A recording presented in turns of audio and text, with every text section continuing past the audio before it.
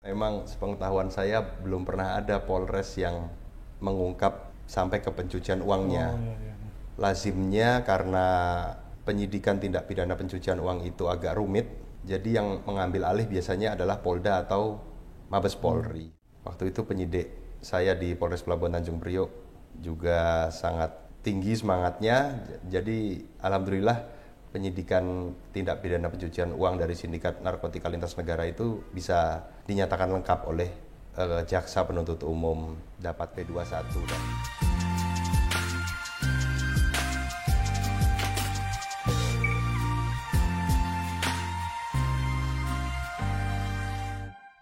Assalamualaikum warahmatullahi wabarakatuh. Waalaikumsalam. Selamat datang di Tugu Inspirasi, memetang inspirasi dengan orang-orang hebat. Ya, kali ini kami dari tim Tugu Media Group hadir bersilaturahmi dengan Kapolres Malang, Bapak AKBP Putu Kholis Aryana. Sehat Pak Kapolres? Alhamdulillah sehat.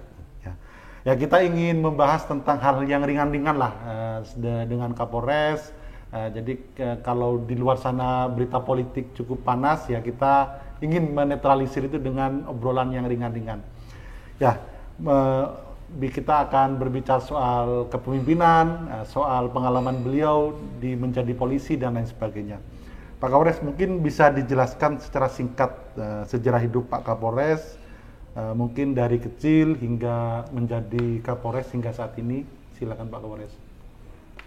Saya ini orang Bali tapi lahir di Semarang. Bapak dari Bali, ibu dari Jawa Tengah. Saya menyelesaikan sekolah di Yogyakarta, lalu mencoba mendaftar polisi. Sempat satu kali gagal di tahun 2000, lalu saya persiapan lagi dan tahun 2001 saya masuk sekolah polisi, lalu tahun 2004 saya lulus jadi polisi. Dinas pertama, tugas pertama itu di Polda Jawa Timur. Kemudian setelah itu ada kesempatan sekolah dan saya melanjutkan tugas di Jogja, kemudian di Mabes Polri, kemudian lama di Polda Metro Jaya sampai saat ini ada di Polres Malang. Siap. Ya, ini kayaknya menarik yang gagal lalu mencoba lagi. Nah, ini kenapa Pak Kapolres kok bisa gagal lalu kok pantang menyerah, itu gimana ceritanya itu Pak Kapolres? Saya akui saya tidak ada persiapan memang di kesempatan pertama tahun 2000 itu, karena sebenarnya cita-cita saya itu ingin jadi karyawan bank.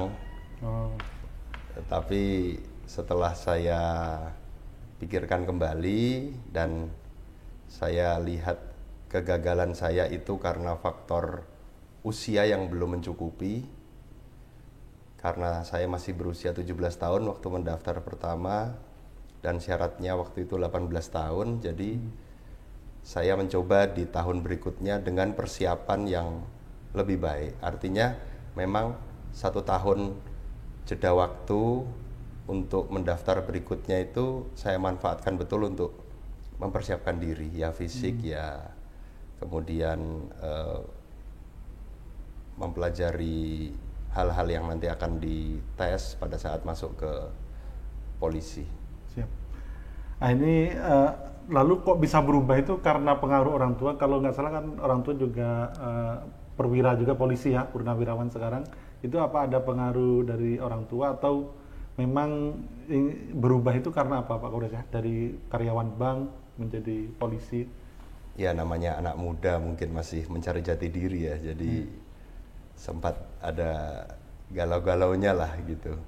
Kalau anak zaman sekarang bilang, sempat jadi karyawan bank, setelah itu ingin kuliah, setelah kuliah merasakan dinamika dan memikirkan masa depan, mungkin saya terbayang-bayang saya harus mendapatkan pekerjaan tetap lebih cepat. Kemudian sempat waktu itu ingin minta restu kepada orang tua daftar Akmil, tapi orang tua bukan menolak tapi pikirkan lagi seperti itu. Kamu sebenarnya maunya di mana? Setelah saya pertimbangkan, saya istikharah, saya tahajud, saya saya memilih untuk jadi polisi. Siap. Ya. Nah, dalam perjalanan waktu apa menyesal nggak jadi polisi Pak Kapolres, atau justru bersyukur waktu itu nggak larut pada keinginan yang instan lah kira-kira?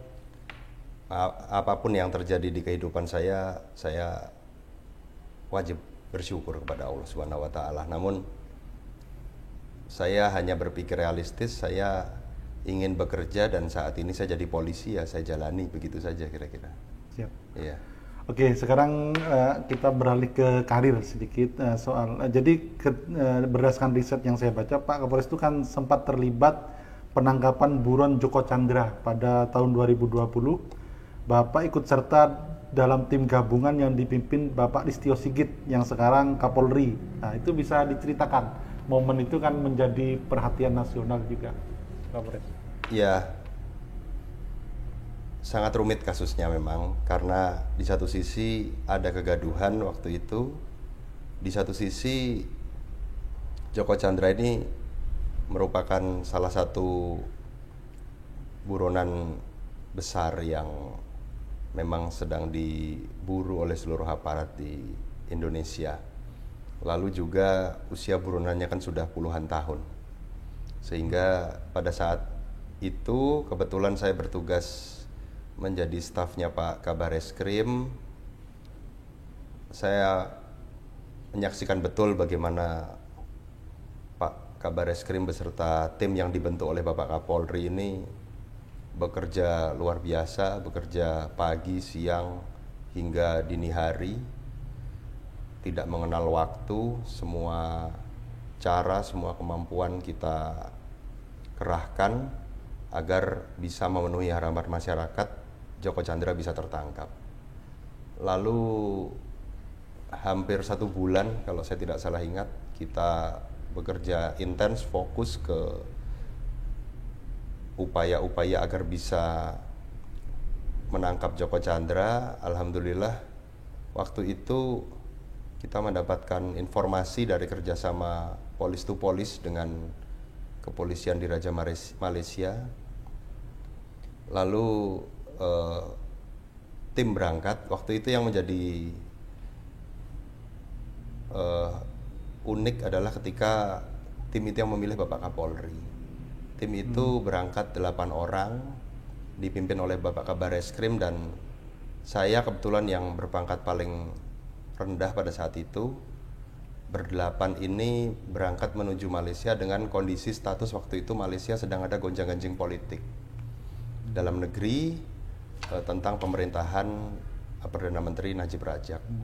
Di tengah ketidakpastian situasi politik, di tengah situasi kondisi pandemi COVID waktu itu, alhamdulillah dengan kerjasama polis to polis yang dipilih oleh Bapak Kapolri, Bapak Kabareskrim, dan disetujui oleh Bapak Presiden waktu itu, kita bisa melakukan langkah-langkah handing over kepada terpidana buronan Joko Chandra. Dari situ kita bisa bawa kembali yang bersangkutan ke Indonesia untuk menjalani beberapa hal, diantaranya menjalani masa hukuman sesuai vonis yang sudah diketok oleh pengadilan, termasuk juga tindak pidana baru masalah pemalsuan dan penyuapan pada saat itu oleh Bareskrim Polri. Ya cukup, mungkin kalau dibayangkan tuh kayak detektif itu kira-kira Pak Kapolres ya? Ya mirip-mirip itulah. Ya. Nah, kira-kira kenapa Pak Kapolres yang dipilih waktu itu kalau kompol Pak ya, gelarnya pangkatnya, kenapa kira-kira Pak Kapolres yang dipilih yang paling muda dari 8 itu? Jujur sampai sekarang saya masih bertanya-tanya kenapa saya yang dipilih. Mungkin yang tahu hanya Allah, Pak Kapolri, dan Pak Kabareskrim waktu itu. Iya. Siap. Oke, dari momen itu tampaknya Pak Kapolres kan ada kedekatan sendiri dengan Pak Kapolri yang sekarang, Pak Listio, Jenderal Listio. Apa yang bisa dipelajari dari beliau dari soal kepemimpinan, mungkin dalam mengatur anak buah dan lain sebagainya? Apa yang legacy yang bisa dipelajari dari Pak Kapolri? Sebenarnya sebuah keberuntungan bagi saya pernah jadi staf Jenderal Listio Sigit Prabowo ketika beliau menjabat sebagai Kabar Eskrim. Yang saya lihat beliau sosok yang bekerja sangat keras, kemudian juga sangat cermat, teliti sekali, dan agak sulit sebenarnya menggambarkan, tapi yang saya lihat beliau sangat tangguh. Mungkin kalau diibaratkan pertandingan olahraga itu beliau sosok yang petarung lah, mau menjadi perisai bagi negara, bagi organisasi, bagi siapapun lah yang layak untuk dibela. Dan yang saya petik pelajaran dari beliau adalah bagaimana beliau pada saat mengkonsep program presisi. Itu saya tahu betul bahwa beliau menyerap berbagai aspirasi dari para tokoh, dari para ahli, dari para ulama, dari akademisi, dari masyarakat. Banyak sekali yang beliau rangkum dan lahirlah program presisi Polri yang saat ini terus dijalankan oleh Polri. Siap.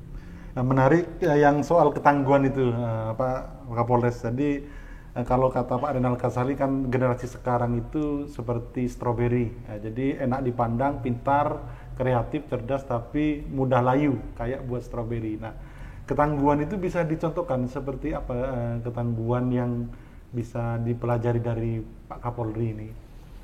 Ya, di tengah kondisi saat itu yang situasi pandemi, namun beliau tetap fokus terhadap tugas-tugas yang diberikan oleh Bapak Kapolri mengenai langkah-langkah penegakan hukum, mengawal penegakan hukum di tahun 2020 situasi pandemi, mengerjakan tugas-tugas untuk mengawal berbagai program pemerintah yang membutuhkan dukungan dari TNI dan Polri, bagaimana juga beliau mengawal pemilihan kepala daerah serentak di tahun 2020 dengan penuh tantangan, masih dalam situasi COVID. Kemudian juga melakukan tugas-tugas yang intensitasnya besar, bagaimana beliau memimpin Satuan Tugas Narkotika waktu itu, kemudian bagaimana ikut juga dalam bahkan memimpin penangkapan buronan nomor 1 di Indonesia, Joko Chandra. Dari situ saya melihat beliau adalah sosok yang sangat fokus, tidak mudah menyerah, dan endurance-nya itu luar biasa kalau saya lihat. Bagaimana tetap fokus, tetap bugar, tetap bisa mengerjakan banyaknya tugas-tugas pada saat itu selaku Kabar Eskrim. Dan alhamdulillah semuanya bisa terselesaikan waktu itu. Siap. Ya, menarik. Jadi ini jarang-jarang ya polisi, Kapolres yang bisa bersinggungan langsung dengan Kapolri yang saat ini menjadi Kapolri. Mungkin itu poin plus Pak Putu Khalis ini. Pak Kapolres ini kan sudah setahun lebih di Malang, dan waktu itu kan penugasan yang di luar kewajaran ya, ada kejadian Kanjuruhan, dan itu yang nunjukkan Pak Kapolri langsung. Nah, itu apa pesan Pak Kapolri waktu itu ketika ada kejadian itu? Ada pesan khusus atau enggak ada Pak Kapolres? Ya, pada saat itu beliau berpesan, secepatnya kamu ke Malang, langsung pelajari situasi di sana pasca tragedi Kanjuruhan dan lakukan sentuhan-sentuhan seperti itu. Itu pesan beliau sebelum saya berangkat ke Malang ini. Sentuhan-sentuhan itu menafsiri itu gimana Pak Kapolres ya? Sehingga sekarang cukup kondusif Malang. Saya memahami bahwa karena saya pernah menjadi staf beliau, beliau anggap bisa mengerti dan bisa menindaklanjuti apa yang beliau harapkan. Lalu saya menerjemahkan perintah dari beliau itu, bukan pesan ya, tapi apa yang disampaikan Bapak Kapolri itu perintah bagi saya. Itu yang harus saya kerjakan. Saya masuk ke sini, kemudian saya cepat mempelajari situasi, walaupun dengan keterbatasan saya ya, tapi saya mencoba untuk terus melakukan sentuhan-sentuhan yang pada akhirnya nanti sentuhan itulah yang akan membukakan jalan saya. Mana yang harus saya lakukan, mana yang bisa saya sentuh, apa yang akan saya kerjakan di hari berikutnya, seperti itu. Tapi saya memahami bahwa upaya pemulihan di Malang itu adalah suatu proses yang harus saya kerjakan terus-menerus. Oke, siap. Kita beralih lagi ke tema lain. Dari riset kita kan Pak Kapolres sangat berpengalaman di bidang reskrim. Yang tercatat di media, Bapak pernah menindak tindak pidana pencucian uang senilai 14,8 miliar dari sindikat sabu. Nah, itu mungkin bisa diceritakan seperti apa itu Pak? Itu waktu di Jakarta Pak Kapolres ya? Iya, waktu saya dinas di Jakarta, kebetulan saya memang banyak ditugaskan di fungsi reserse. Fungsi reserse itu ada dua, reserse kriminal dan reserse narkoba. Jadi pada saat saya bertugas di Polres Pelabuhan Tanjung Priok, saya melakukan penyidikan terhadap pelaku penyelundupan 2 kg narkotika jenis sabu. Dari pengungkapan yang cukup besar itu, saya teringat pesan Bapak Kapolri bahwa beliau pernah mengatakan pada saat menjabat sebagai Kabareskrim,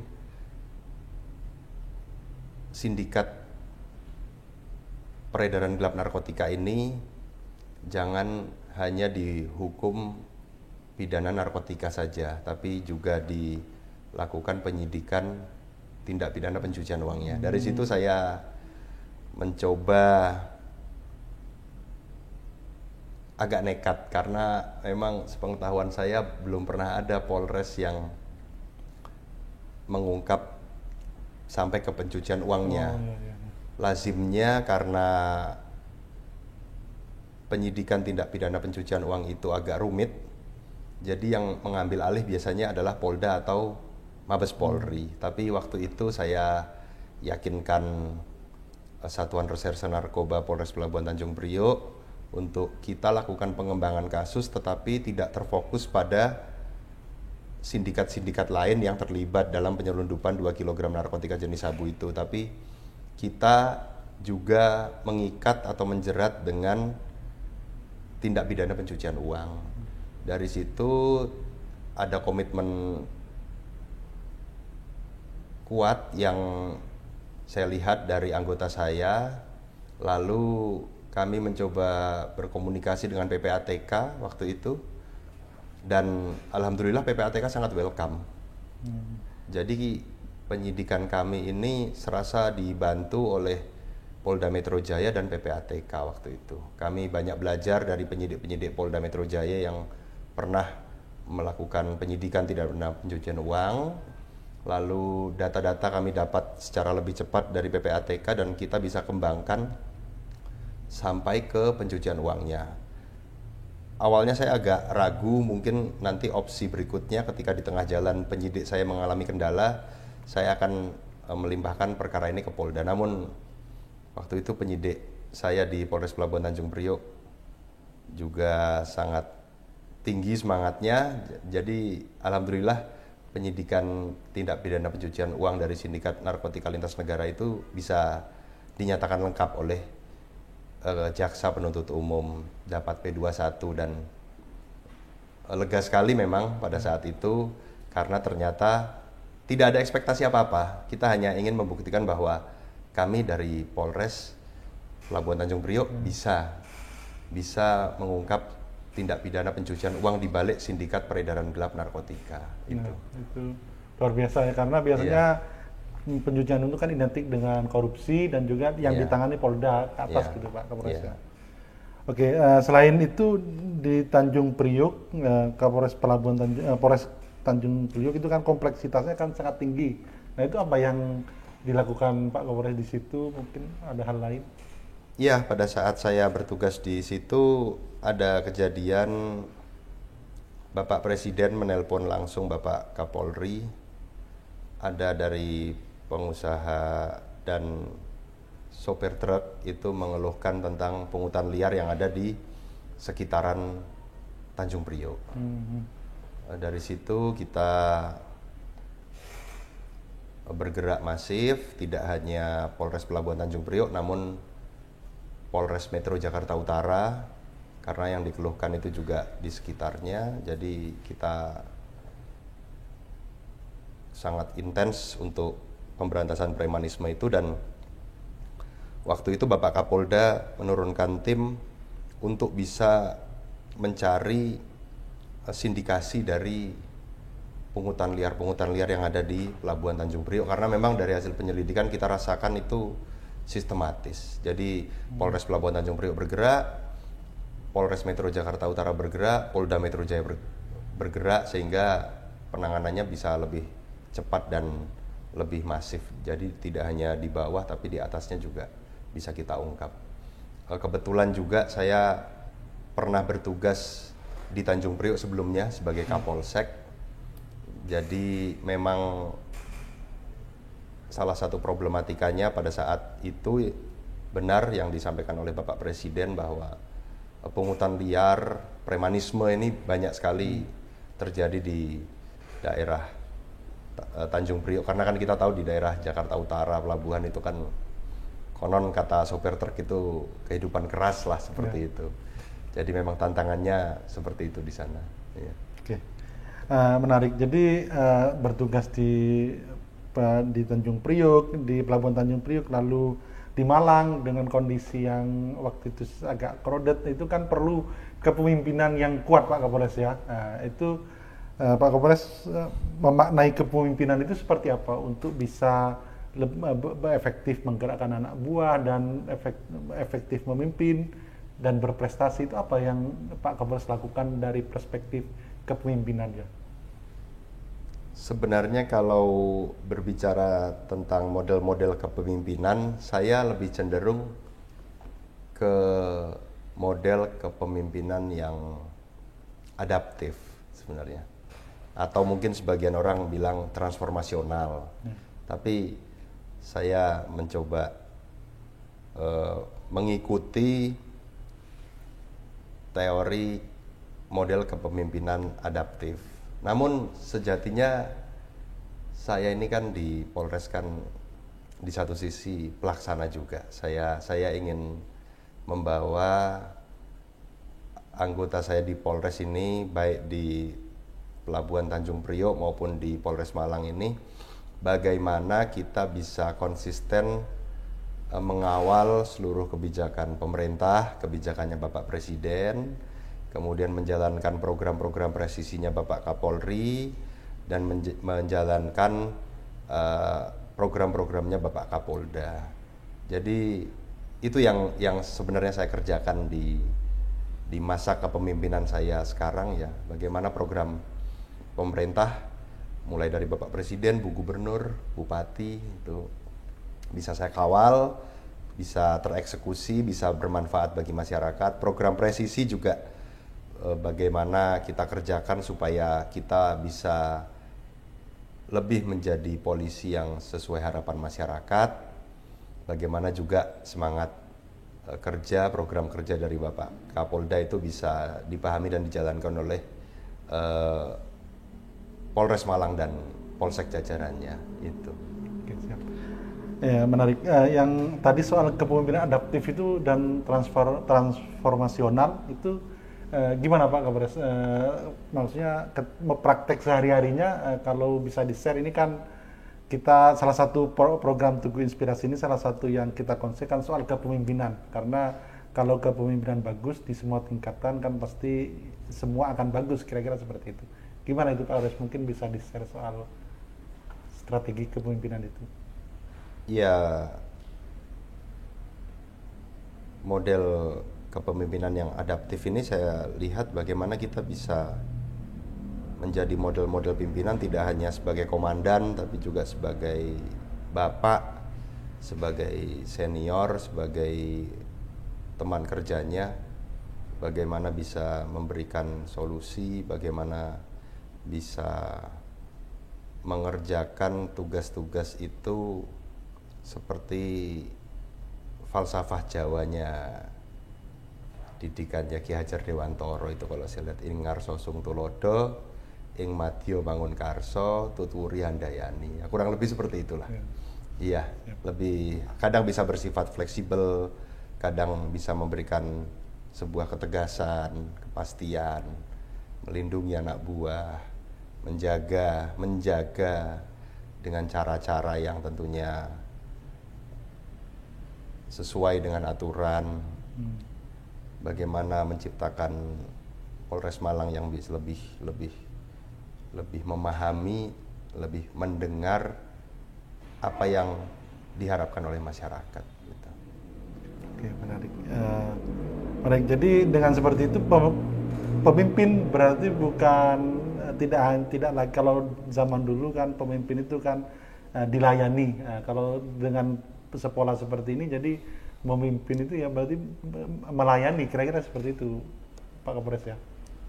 Ya bisa dikatakan seperti itu, memastikan hak-hak anggota tersalurkan, memastikan anggota mendapatkan apa yang harusnya ia dapatkan, kemudian terhadap anggota yang berprestasi kita berikan reward, penghargaan, terhadap anggota yang melakukan pelanggaran kita lakukan upaya-upaya penegakan aturan, bukan semangat untuk menghukum, bukan, tapi bagaimana agar dia menyadari kesalahannya, tidak mengulangi, dan rekan-rekannya yang lain itu tidak melakukan perbuatan seperti yang melanggar. Seperti itulah kira-kira semangatnya. Beberapa waktu lalu saya lihat di depan itu kayaknya ada polisi berprestasi, itu inovasi Pak Kapolres atau dari sebelumnya yang dipajang yang berprestasi? Ya, ini kita pajang sejak bulan Maret 2023 untuk mengingatkan anggota agar bisa move on dari zaman dulu ke zaman now. Zaman now ini zaman yang serba cepat, serba teknologi, skill lebih dibutuhkan. Bagi yang berprestasi kita apresiasi. Ada juga kita mengikuti indikator penilaian dari Bapak Kapolda Jawa Timur menggunakan aplikasi Siap Semeru. Nah ini juga kita tunjukkan kepada sesama rekan, siapa-siapa saja rekan kita yang berprestasi. Tidak hanya di fungsi operasional seperti penegakan hukum, namun juga di fungsi staff, di fungsi pembinaan ini juga ada peluang-peluang untuk berprestasi. Oke, menarik Pak Kapolres. Jadi langsung praktek ya. Ya. Oke. Pak Kapolres, kalau role model dalam kepemimpinan itu siapa Pak? Atau Bapak yang juga polisi atau ada orang lain atau siapa Pak Kapolres ya? Kalau role model? Ya, kalau ditanya sekarang ya role model saya ya Pak Kapolri. Iya itu aja itu yang ada di bayangan saya tiap menit, tiap jam. Gitu. Apa kira-kira apa yang dilakukan oleh Pak Kapolri saya coba tiru semampu saya. Iya. Siap. Ya, keren. Jadi misal melakukan sesuatu, membuat kebijakan, mungkin apa ada di dalam benak itu mungkin ini apa ketika ada hal ini mungkin yang akan dilakukan Pak Kapolri seperti apa, itu mungkin ada seperti itu Pak Kapolres ya. Jadi biasanya kalau role model kan ada yang seperti itu. Betul. Jadi sebelum saya mengambil sebuah langkah atau keputusan, saya selalu ingat mencari referensi, membuka kembali pengalaman saya yang lalu pada saat mendampingi beliau, kira-kira apa dulu langkah beliau, keputusan beliau, perintah beliau apabila melihat situasi seperti ini. Itu selalu saya jadikan rujukan itu. Siap. Oke, ini pertanyaan terakhir Pak Kapolres.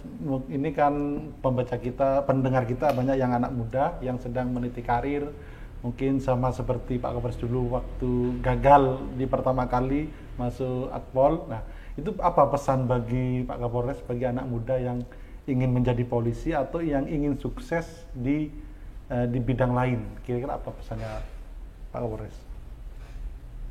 Ya, sebenarnya gagalnya tidak hanya pada saat dulu saja ya. Sampai sekarang pun kadang masih ada langkah-langkah yang harus saya perbaiki. Tapi intinya adalah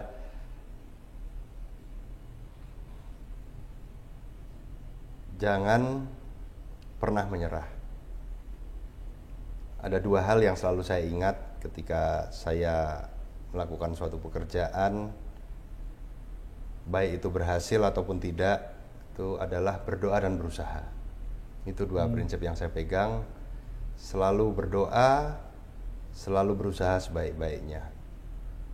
Hasil nanti serahkan kepada Sang Maha Pencipta, itu saja. Iya. Nah, kalau ini lanjutan tadi soal berdoa itu Pak Kapolres, ikhtiar selain kerja keras atau ikhtiar langitnya apa yang biasa rutin Pak Kapolres lakukan? Misal untuk ini kan kalau kata Pak Gita Wirjawan itu kan orang yang sukses itu sekarang salah satunya karena keberuntungan. Nah, dan mungkin keberuntungan itu kan bisa dijemput melalui ikhtiar langit itu, berdoa dan atau ritual lain apa yang Pak Kapolres rutin lakukan setiap hari gitu? Iya, kalau sholat fardu pasti ya, tambahannya kan sholat sunnah, sholat hajat, sholat istikharah, sholat tahajud. Tapi saya itu orangnya suka menyendiri, suka berkomunikasi dengan diri sendiri, dan di dalam komunikasi saya dengan diri sendiri itu saya juga selalu berusaha berkomunikasi dengan Allah Subhanahu wa Ta'ala. Ya disitulah curcolnya saya lah, curhat colongannya saya tuh, berbagai keluh kesah mungkin yang tidak bisa saya sampaikan ke orang lain, saya sampaikan ke Allah. Itu mungkin sambil zikir, sambil istighfar, itu sambil berdoa semoga ada jalan, mudahkan jalan. Tantangan pasti ada, kesulitan pasti ada, namanya manusia.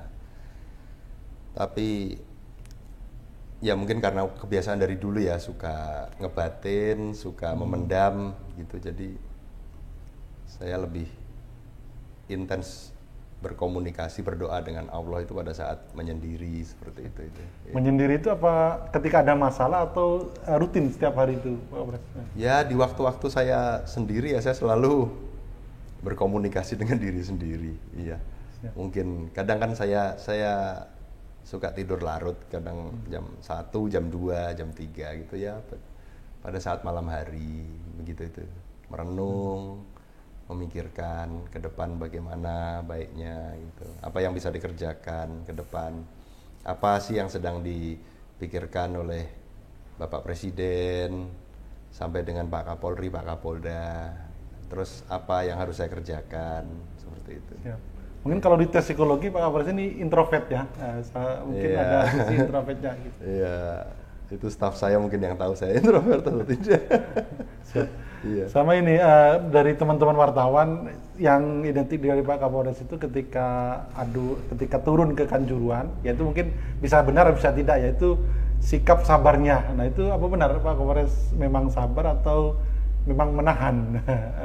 Itu yang saya temui dari beberapa wartawan yang mungkin berinteraksi sedikit dengan Pak Kapolres. Itu benar atau gimana Pak Kapolres? Saya juga bingung itu karena sebenarnya saya agak sulit saya menilai diri sendiri, tapi di momen-momen saya menghadapi kesulitan itu sepertinya banyak sekali tangan-tangan tak terlihat yang menuntun jalan saya. Yang saya rasakan seperti itu karena ya mungkin itu jawaban dari doa, mungkin juga banyak yang membantu saya dan ya sudah pasti saya sebagai polisi ya harus bisa menempatkan diri menurut saya. Dan satu kelebihan yang harus dimiliki, yang harus lebih ditonjolkan dari aparatur negara ini kalau di mata masyarakat ya, harus bisa lebih sabar. Salah satunya kan seperti itu. Saya melatih diri saya sendiri.